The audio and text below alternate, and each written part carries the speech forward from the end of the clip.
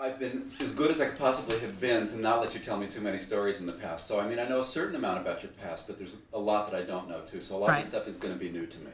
Okay. So, are we ready to? Go ahead. Yeah. Where'd you grow up? I grew up in New Jersey. And in the 50s? Well, late 50s, 60s. I was a teenager in the 60s, actually. And Late 60s. were you always a bad girl? Yes. Tell me, how did you happen to become a bad girl?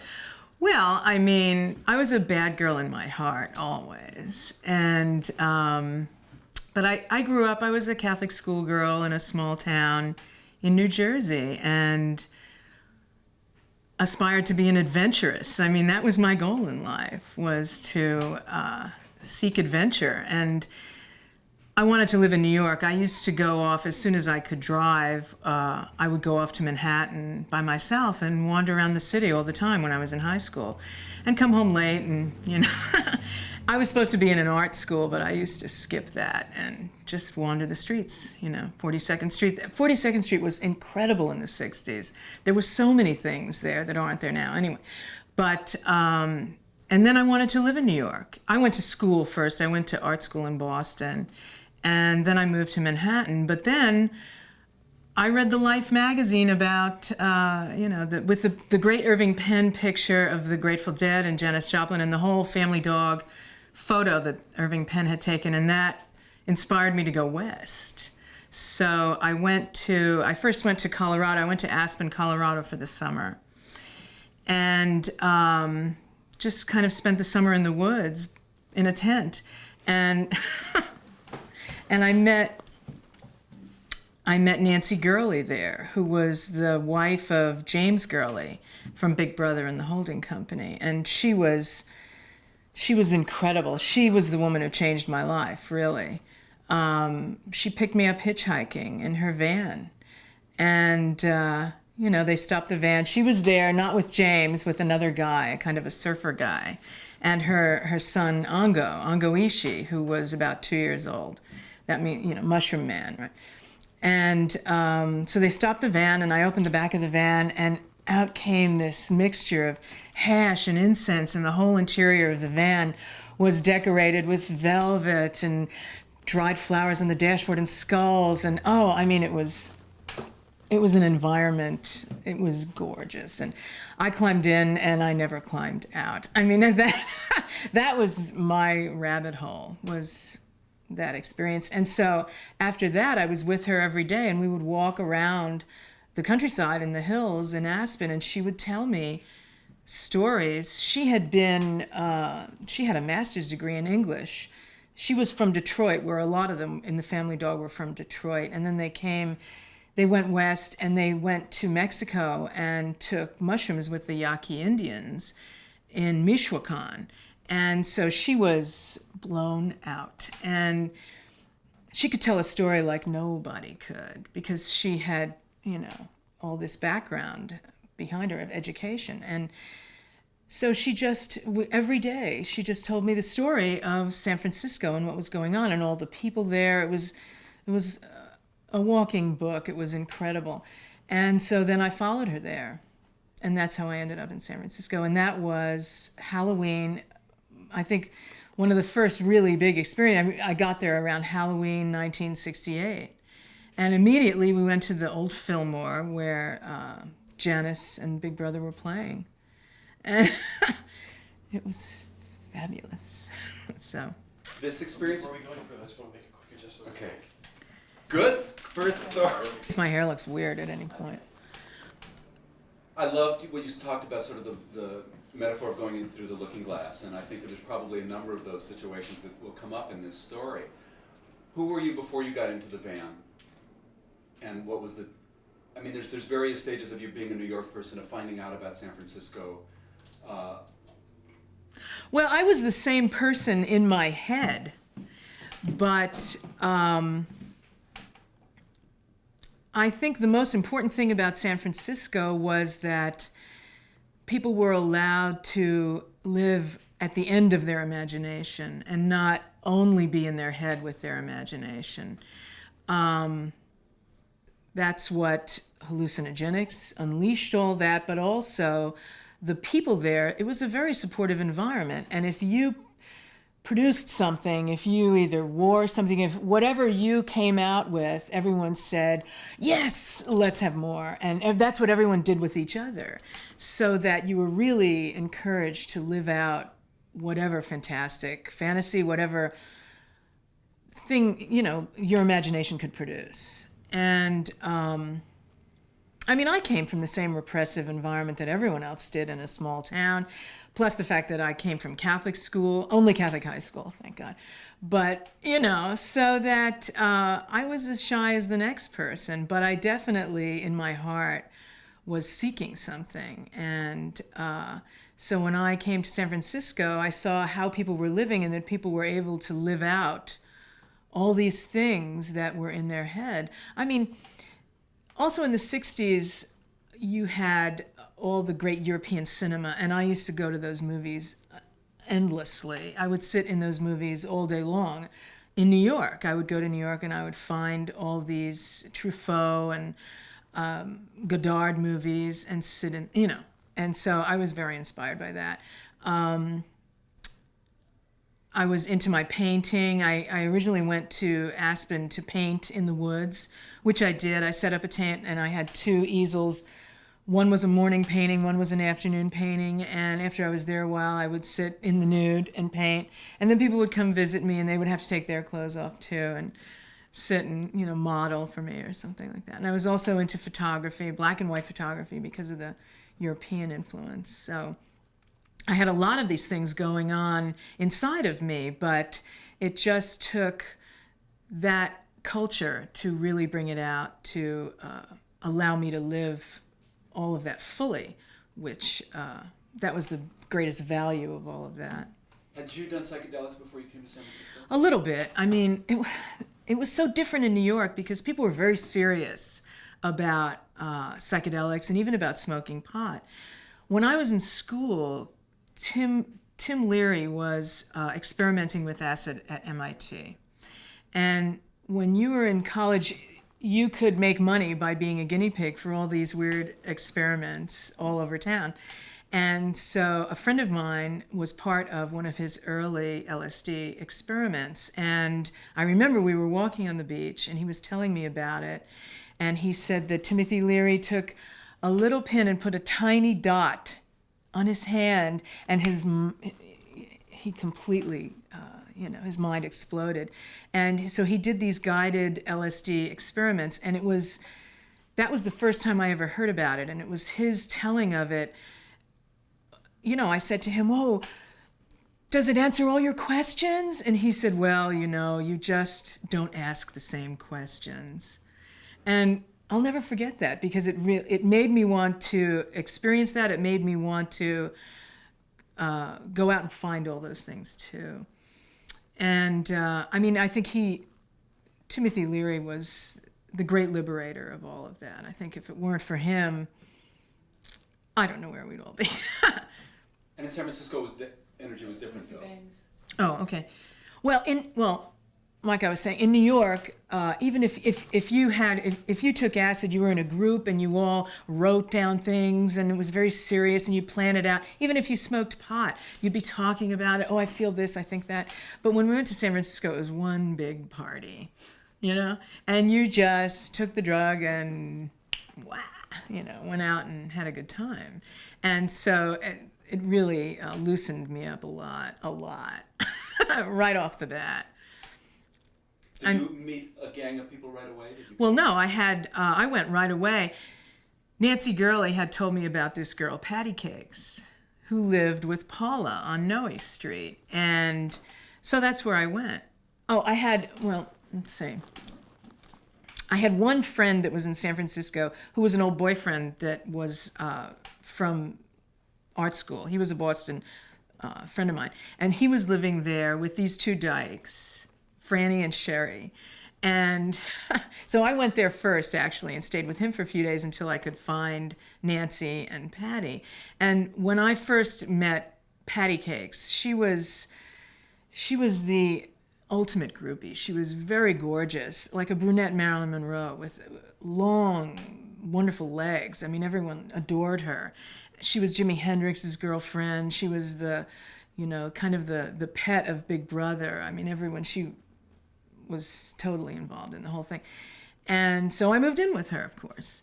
And she had a big front room on Noe Street that was, just filled with a lot of stuff and an enormous bed, probably the biggest bed I'd ever seen up to that point.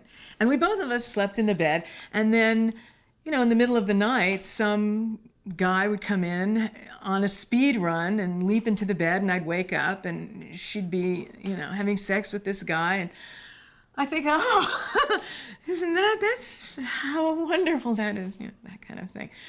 But everyone came to that house. The house was Victorian flat, San Francisco flat. But it was filled with, everyone went to the flea markets in those days and filled their houses with the most incredible vintage. When you walked down the hallway, you opened the front door, and the hallway was lined with purple velvet drapes. And in the back of that was the kitchen, which had these lace curtains, and all this beautiful light would filter through. And there was a big round table in the kitchen and these 2 overstuffed chairs. And that's where you sat and you rolled the joints, and everything happened in the kitchen. And then Paula had her bedroom, which was also very turned out and full-on Victoriana. And so within a week of being there, I was kind of the new person in town. And within a week, I had taken every drug there was. Because if you're new, then everyone wants to turn you on. So that's how it started anyway. Was there anything scary about it? No. As a matter of fact, no. I was never scared in those days. I was never scared in those days. I don't know how that was, but even when I think about living in Aspen, I was alone in the woods in a little tent, and I wasn't afraid. I would never do that now. No, in San Francisco was the police were very lenient. It was an it was an innocent time too, because there was not a lot of people that were doing this. There was really a small one. It seemed like a lot, but there was a small culture of people. So you could walk around on the street at night and nothing would happen to you. You could go off on a trip and just wander around for days and nothing would happen to you, except the kind of things you would want to happen to you. But no, it wasn't frightening at all. And you just had all this time to hang out and let me take a break for a second. Yeah. I kind of go, I feel like I'm talking about this and I'm thinking about that, and sometimes I don't exactly know which way to go with what I'm talking about. Is it okay so far? It's great. It's dynamite. It's great. Yeah. Oh, okay. If I'm loving it. feel free Back to to the 60s. feel free to pause. So do I. And I do in my dreams. My astral body lives there, Go ahead, I'm sorry. Feel free to if you come to a fork in the road and you want to think about which way to go. I have to remember feel that free. you're editing and I'm not doing a monologue. That's what it feels like. I'm doing some monologue. They're great monologues. You're answering questions that I would ask without me asking them. Oh, okay. It's perfect. Yeah, this whole period of time is so. It's special. It was special, and Back up just a little bit. it's important for kids now to know about this, I think. Okay. Okay. Are you all set? Yep.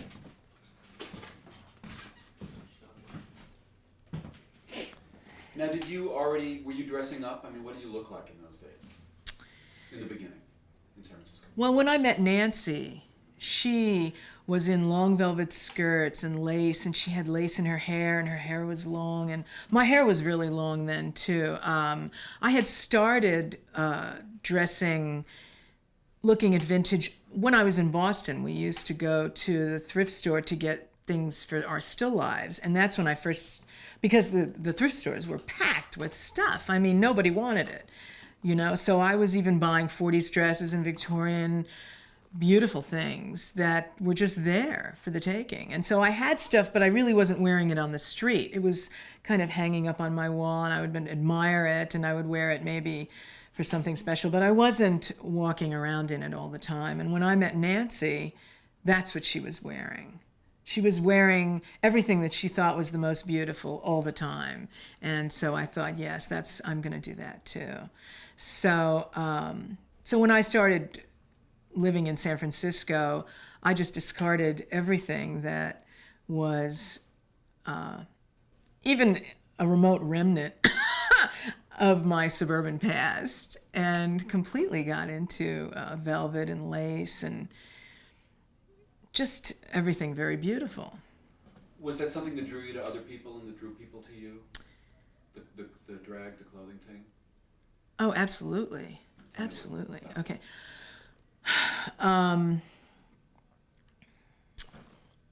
Okay, let's see. It's such a vast subject. Yeah. People really express themselves through their look. Because a lot of the times, people would be so stoned they would become nonverbal, myself included.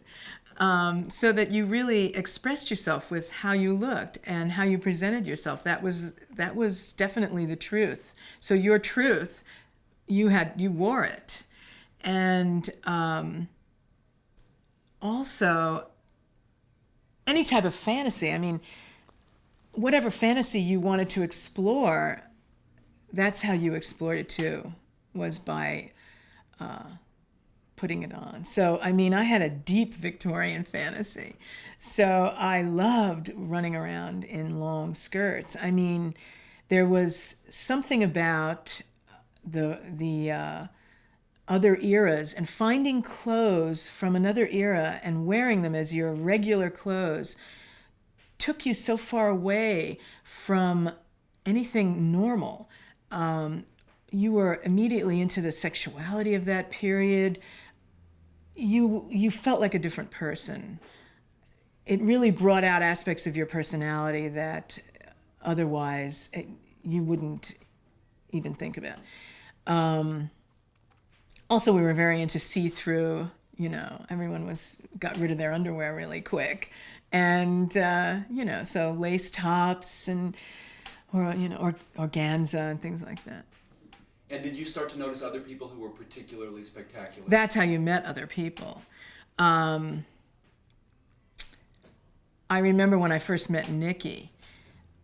We didn't speak. We didn't speak for a month, and we completely communicated through drag.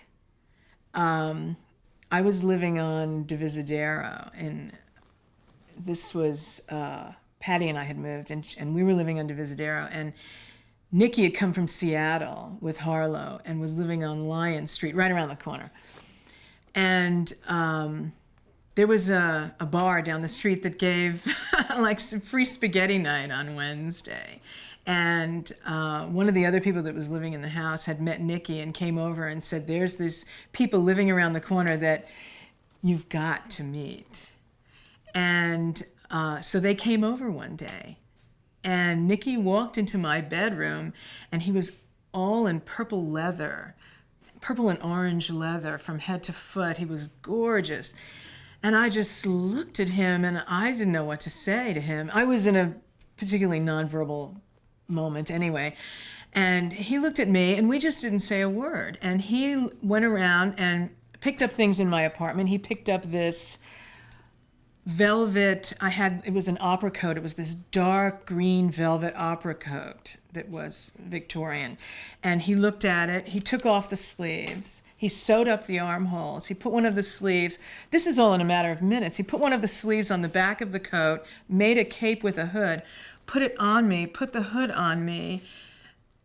And I was in a Rossetti painting. I mean, immediately I just went, oh, it was one of my darkest fantasies come to life. And so I was immediately in love with Nikki.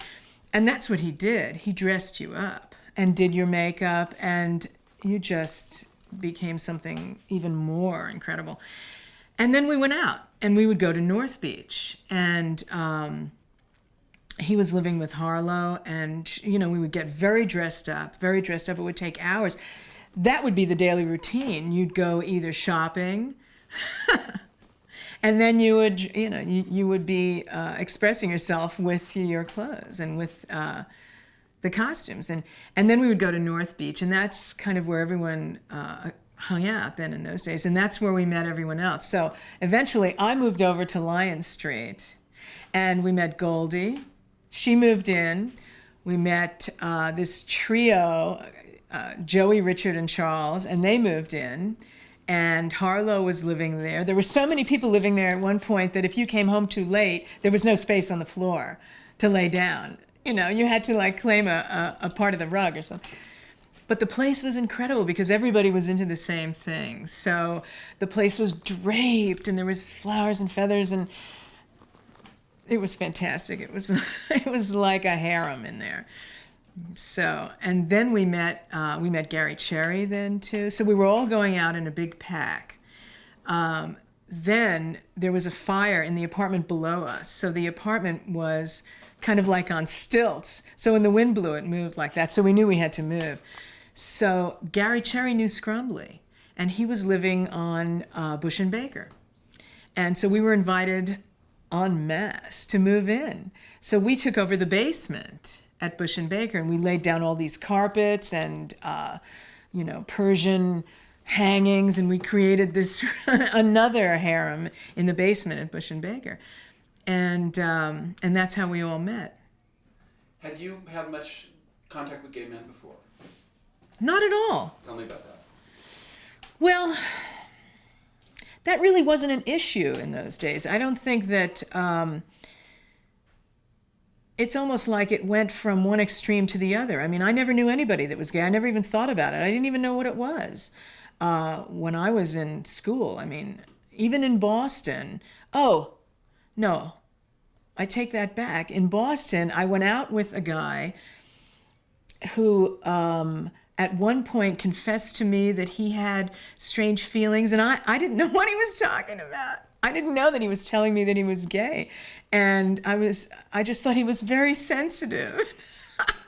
And, but then when I got to San Francisco, it really wasn't an issue that you would say that, because people were more who they were inside, and being gay was maybe an aspect of their greater personality or their persona, which was the thing that you were really interested in exploring, your inner self, your persona.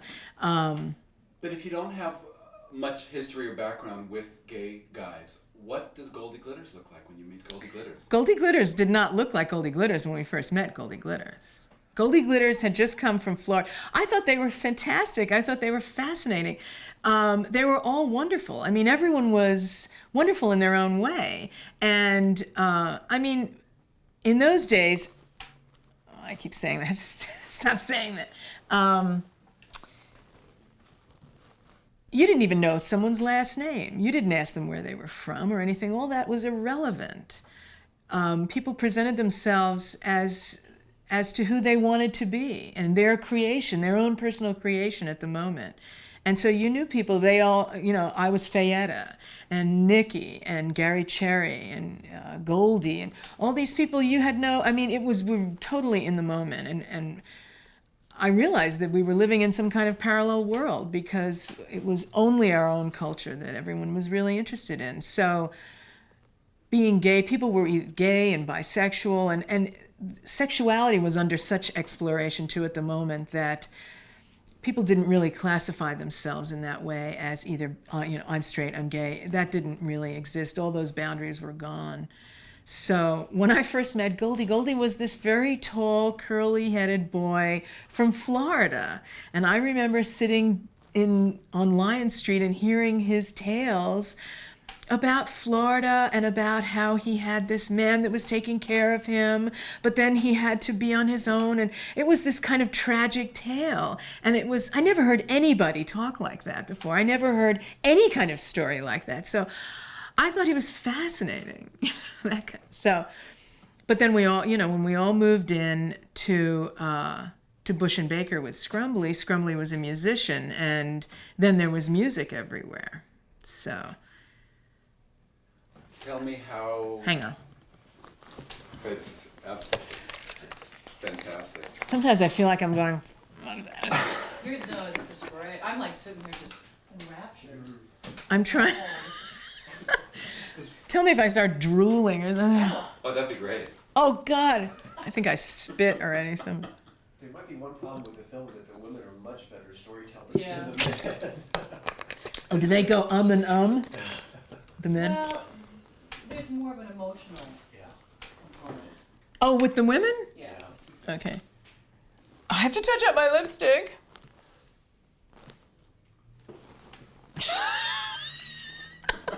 But I'm sure the men are as vain as the women in this regard.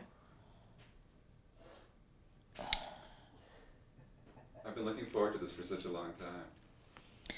Oh, me too, in a way, definitely. Now, I want to know, please use his name in the answer.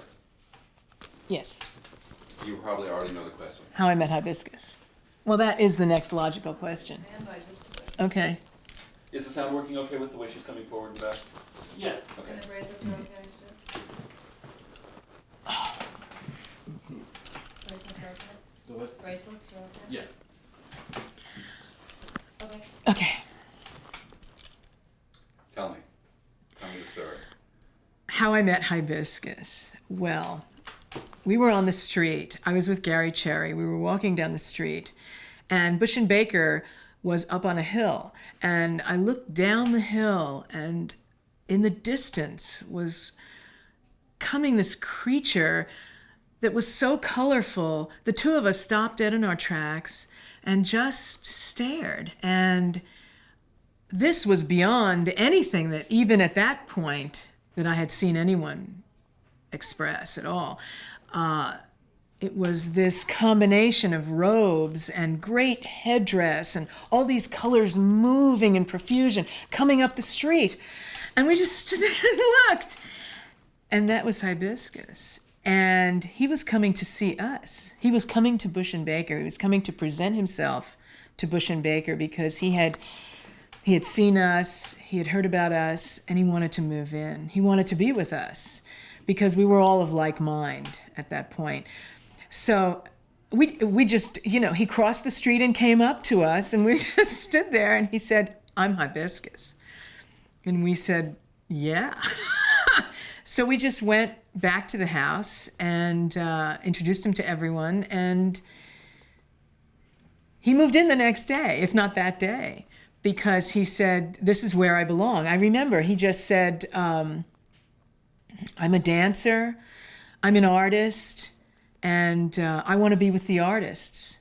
And so can I live with you?" And of course, all you had to do was ask, and this, and so of course he moved in.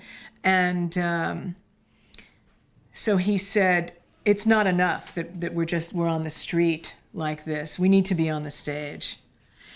And I'll never forget that moment when he said that. I thought, what an idea! What a great idea! What a leader! He was a leader in that way, absolutely, because he had been born. He always said he was born in a trunk, in New York, and so he came out of very liberal theater. His parents, his whole family was in theater, and so right from the beginning, he talked about putting whatever we were doing, which was as yet very undefined, on the stage. So his idea was to create a book. And he got this big book and he said, "Let's make a scrapbook of all our ideas, all our fantasies, whatever it is that you love, that you want to express, that you would want to see on the stage, and we'll put it in this book. And then we'll do the performances out of this book." And we decided this was in 1969. This was probably met him around the spring or the summer of 1969. I think it was late spring. And he said we should have our show ready for New Year's Eve so that we can show the new theater for the new decade for 1970. And so we went around looking for a theater. And we found one in the Fillmore. In the funkiest part of the Fillmore, there was an old theater that had been a porno theater, and it probably still was, and was owned by this guy, bald guy with a cigar. And we talked him into it. So that's where we were going to do it initially.